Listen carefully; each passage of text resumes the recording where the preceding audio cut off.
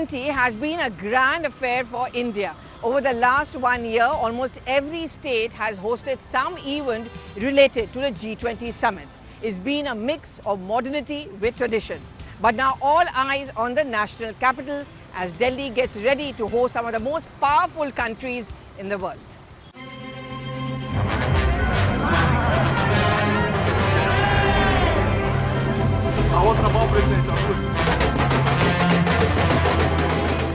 As India gets G20 ready, the government hopes to host a spectacular event and to show to the world that yes, it can. While presidency of the G20 has come naturally and as a matter of procedure to India, it's important for the government to showcase to the world that India can stand up to the turmoil in the neighborhood and also leave a footprint in the global space. With irritants like China trying to surge ahead, on multiple occasions, PM has made the point that it's tough to ignore India. This is one reason why the PM insists on meeting the Indian diaspora on his travels abroad, calling them ambassadors of India. He hopes to tell the world that Indians succeed wherever they go. The Indian diaspora are excellent ambassadors of India at the world stage. Wherever they have gone, they have taken with them the ethos of India. The government plans to use this as a benchmark for 2024 too, to make the point that India and its PM is Vishwamitra, a friend for all and the world, where the vaccine Maitri, when India supplied to many needy countries who were short of vaccines, to help the earthquake victims of Turkey, to evacuation of those stranded and caught in the Russia-Ukraine war.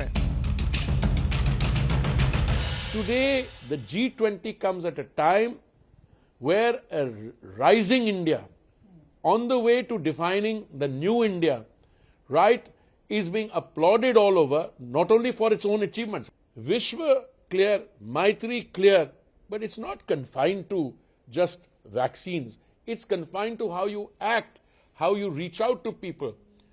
Why the World Bank, why the Gates Foundation think that what you are doing for India is replicable on a larger scale in the global south. That is what India and the G20 is all about.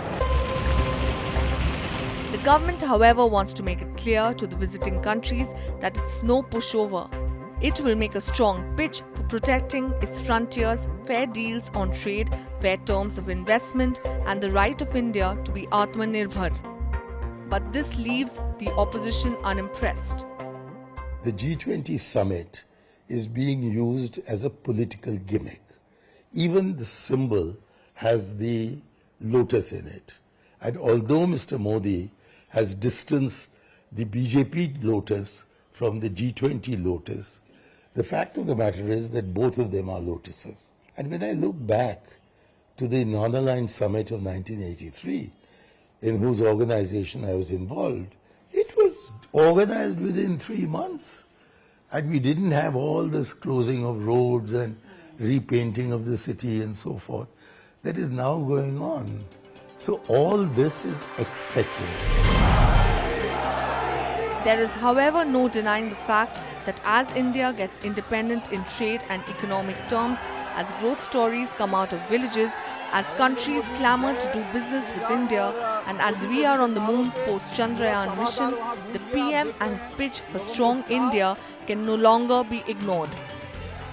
If there has been one hallmark of this government, in this tenure at least, it has been a stress on improving India's global image.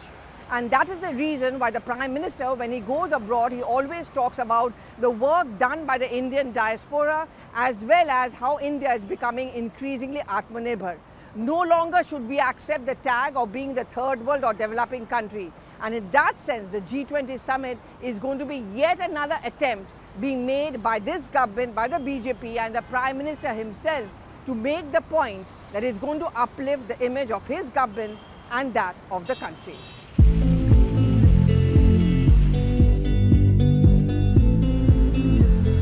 As the nation gears up to welcome the dignitaries and the carpets are rolling for the G20 summit, The national capital, which is hosting this particular G20's mega event, has been decked up, and will take you on a ride on to where and what has now changed in the national capital here in Delhi.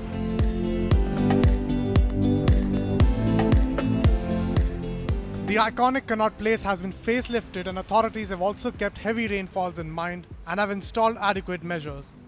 We have developed more than 10 lakhs plants in own nursery, and then we have planted big trees around 3,000, and approximately 1 lakh potted plants we have put to NDMC areas where concrete is there. So our disaster management department is there, and we have put more than 100 water pumps on the vulnerable locations, and I think there will be no issue at all.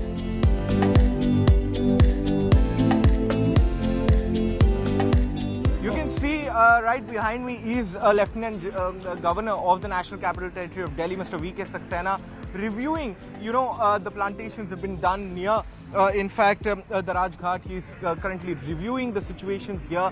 Remember that the beautification of the national capital is one of the key features when it comes to, the preparations for the G20 summit is concerned.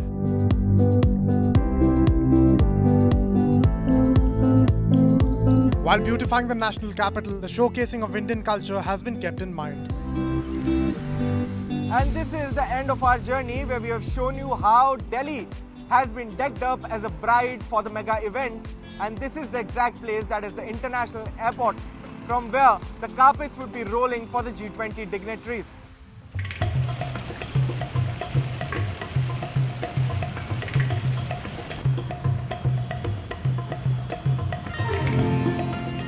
World's biggest democracy is set to hold world's biggest summit, the G20 Summit. And now it's just days left for that very summit, and entire Delhi is decked up to welcome all the dignitary state heads coming in from all the partner nations. And in fact, now what the national capital is looking like is somewhat like this. There's been beautification done all across Delhi. And in fact, one very important aspect which has been kept in mind while beautifying Delhi is keeping in mind India's soft power prowess. Because when we talk about diplomacy, soft power is a key component of this entire diplomatic world. And in fact, right now I'm coming to you from near the airport area. And in fact, one very interesting installation has been done by the Delhi government over here in the national capital. I'm talking about how religion and spirituality has been kept as one of the main parts of this entire summit. This is the Jyotirlingas, 12 Jyotirlingas which have been installed by the Delhi government and the PWD department over here. This is something which is very important to Indian culture, to Indian spirituality, and in fact that all has been kept in mind while doing the decorations and in fact while facelifting the national capitals. Now this is one very significant thing which the authorities have done in Delhi, because when we look at India, when the entire world looks at India, one very important thing is the culture and the religious power of the country. And in fact, when we actually spoke to certain people in the authorities, they were actually very keen to talk about India's spirituality and soft power. And this is one of the examples of installation of 12 Jyotirlingas. In fact, when we talk about Jyotirlingas in Hindi, Jyoti means light in English and Linga means identity. So now this is one of those messages which the country is actually giving out when we are talking about this entire G20 summit. And in fact, this is very well kept in mind, how to showcase India's spiritual side also to all the delegations and countries head who will be coming here to the national capital to visit and to in fact to be part of G20 summit. Now you can see how these installations have been done here near the airport, and in fact very small details have also been kept in mind when we talk about installation of these Shiv Jyotirlingas over here. In fact, you can see how continuously water is also falling on these very Jyotirlingas. So this is the message which India is trying to give. Yes, we are talking about hard power. Yes, we are talking about diplomacy. But soft power is also something which is very crucial to India and to India's identity. And this is what the government, both on the central part and on the state part, are keeping this in mind. Amid this fervour, Chandni Chowk, a melting pot of culture and tradition, is gearing up to project India's soft power to the world during the G20 Summit. Traders inspired by the historic event have united to display a captivating array of India's heritage and flavors. The G20 Summit is also expected to provide a significant boost to both the economy and the tourism sector. ये जो चांदनी चौक बाजार है, ये मुगल कालीन बाजार है, बहुत पुराना 200-500 साल पुराना बाजार है, ऐतिहासिक बाजार है। चांदनी चौक ना केवल दिल्ली में, ना केवल भारत में, पूरे विश्व में अपने फूड के लिए, फैशन के लिए, फोक के लिए मशहूर है। आपने G20 के साथ कोलैब किया है अपने होल्डिंग पब्लिसिटी में, ये आइडिया कहाँ से आया? मतलब ये ऐसा था कि क्या नाम है कारपोरेशन वाले और सब सफाई अभियान चल रहा है, G20 आने वाला है, तो आप ऐसे बोर्ड बनाइए, उस पर ये लिखवाइए, तब से कहा दिया आपने। तो एक CTI और दूसरा जो यहाँ की लोकल एसोसिएशन है, उनके साथ मिलके एक कोशिश की जा रही है कि चांदनी चौक की जो आत्मा है वो हम उस दिन बेला माउंट पे उसको उतारें। When G20 heads of the state summit is going to take place in the month of September, Chandni Chowk, perhaps the hub of soft diplomacy in India, is going to make diplomats, delegates wear Indian traditional clothes.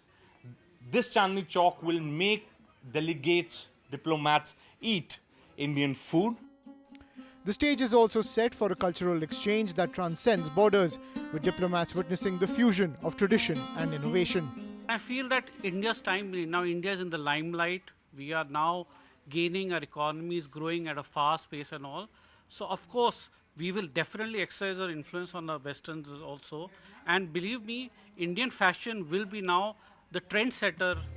As the city readies itself to welcome foreign dignitaries, Delhi's journey will be a testament to India's transformation into a diplomatic capital and a beacon of soft power on the global stage.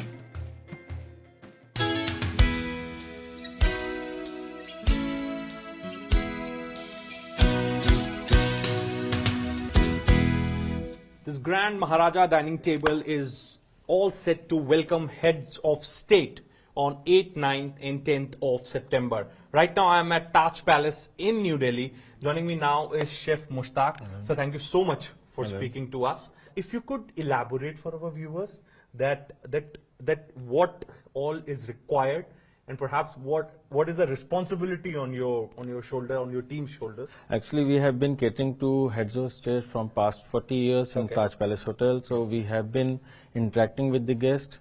We have been getting the dietary preferences with them. Then based on those things, we just cater the menu, and keeping in mind the international diplomats which we are catering, like we do something which is innovative also and creative also. So in that sense, we have created so many things, as we have been celebrating International Millet of the Year. So we have introduced millet in our menu, and we have created the dishes as per the requirement and creativity. So like we have got Indian thali which is there. It has got all the ingredients with the colorful balance of the dishes. Then we have got millet introduced in this, like we have got millet ki kheer, there is bajre ki kheer, then we have got millet ki roti. Apart from that, we have got some chalis over here which have got millet ingredients in it, like we have got ragi, paniyaram. Then we have got kodu laddu. So these are the things.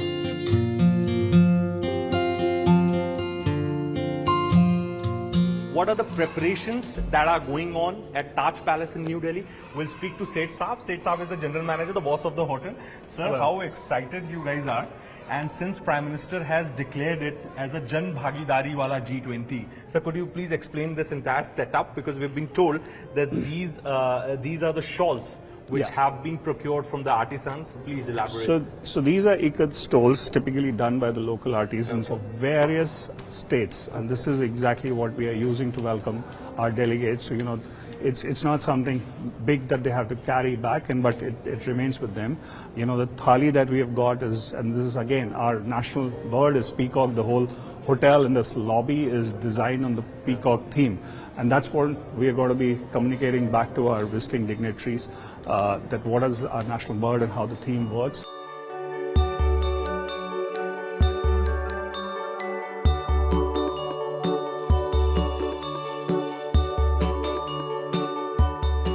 We are inside Garden Presidential Suite of Taj Palace Hotel. Now, these rooms are being prepared. So in total, this hotel has 403 rooms, and we've been told that for 3 days, all rooms are going to be booked. The hotel is already booked by various countries, many dignitaries and the other organizations which are participating in G20 Leaders Summit. Given the situation in Delhi, since advanced teams have also started arriving before the arrival of the leaders, a lot of diplomatic movements are taking place, and this is perhaps the reason that this entire hotel is already booked.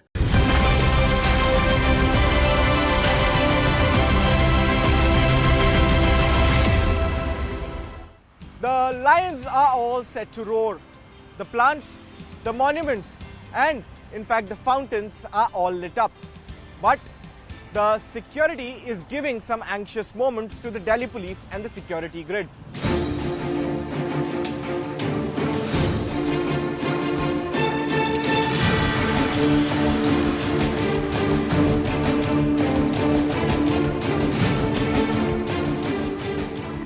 NSG is at the forefront when we talk about security arrangements here in the national capital as G20 comes near.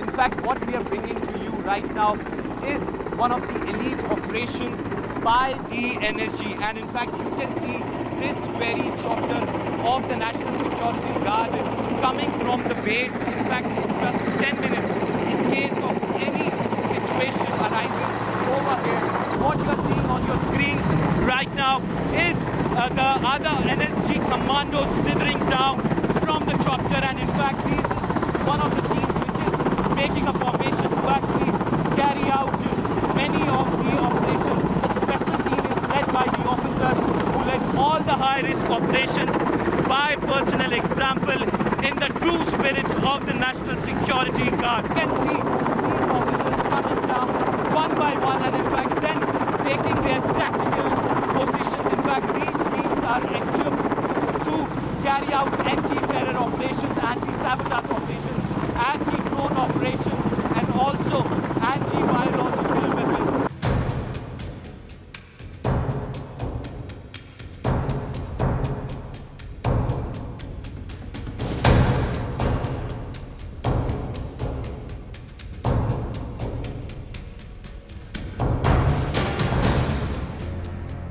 Once the NSG commandos slither down from the chopper, now what is happening is now the senior officials, the major general officials are actually leading the charge of these teams, and in fact now they are taking these teams to their tactical positions, and in fact they are asking them to make a formation, and you can just see now how this entire operation is being carried out. In fact, a radio message will be given to these officers. This is the elite team of the NSG who are actually leaving no stone unturned when it comes to the security amid this very G20 summit. And now teams will be going to that very area. In fact, that will be the operational area for the NSG. And in fact, this is how they go inside once they get a command.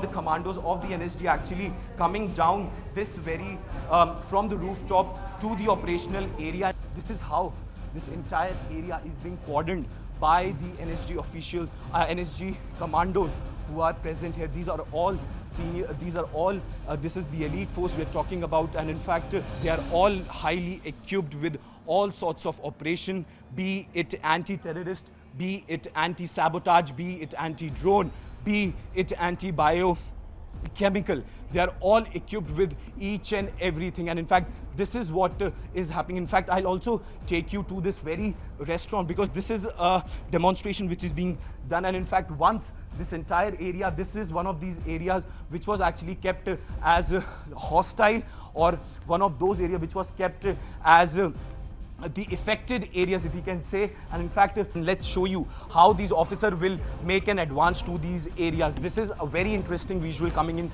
to your screens. In fact, you can see how these officers will come pillar to post and in fact check each and every point where there could be a possible threat of any sort.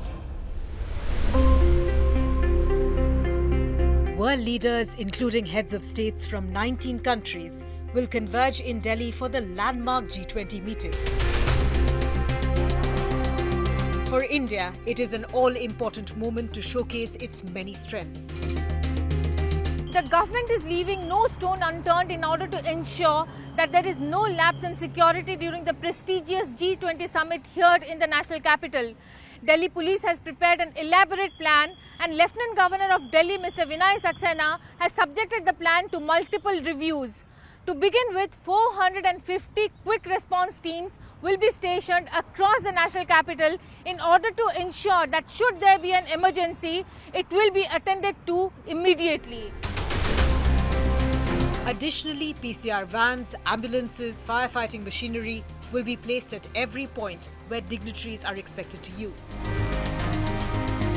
The IGI airport, designated hotels, the Bharat Mandapam, Rajghat and more. 7 disaster management teams will also be positioned at strategic locations across Delhi. NDRF personnel are also on standby.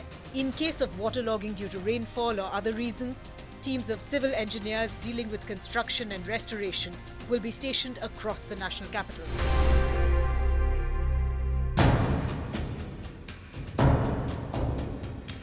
Use of AI technology, background checks of staff at each venue, coordination with multiple agencies, monitoring of social media, and delegation of responsibilities assigned to officers are some of the key highlights of the elaborate plan in place to enforce and monitor security in the national capital. Additionally, there will be a partial lockdown in the capital from the 8th to the 10th of September. Fortress Delhi is ready to host the world's 20 most powerful. To keep it all smooth and free from chaos, a 3-day holiday has been declared in Delhi from the 8th to 10th. While many are making a beeline to holiday destinations, schools are ready to hit the online mode. Banks, schools, educational institutions, corporate offices are all going to be shut for the G20 event starting from September 8th. Now, when we talk about the schools and educational institutions, what are the restrictions, what are the directives that has been sent by the central government? To talk more on this, I'm joined by Amity International School's principal, Ms. Divya Bhatia. Ma'am, thank you for speaking with us. Thank you so much. There is a lot of buzz surrounding G20. Now, first of all, I want to talk about what is really the directive that has come from the central government? What have you been told? Because your school also is situated in the way of the airport, and also I believe the Sheraton Hotel is where the delegations are also going to stay. So what is the directive that has come to you? So we, as it is, have this, these 4 or 5 days just before we begin our first term exams, our half-yearlies. So basically 9th and 10th were going to be off, second Saturday and Sunday. 7th is an off for Janmashtami. 8th is probably a bonus, it is a bonus preparatory leave for our children.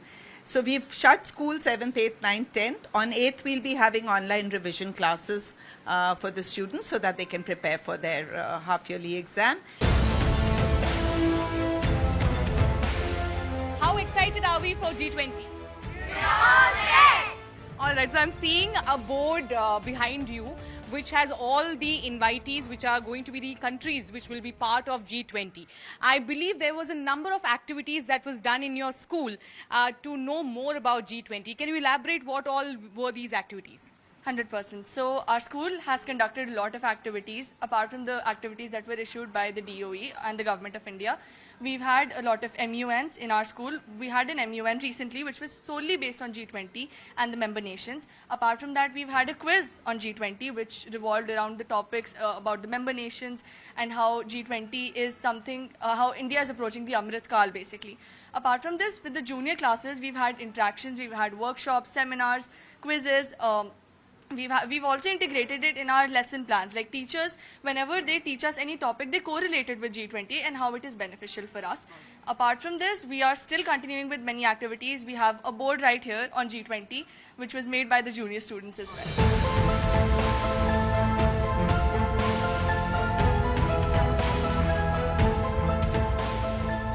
During the last 9 months of G20 presidency, India has showcased vibrant democracy and cultural diversity to all the foreign delegates from across the world.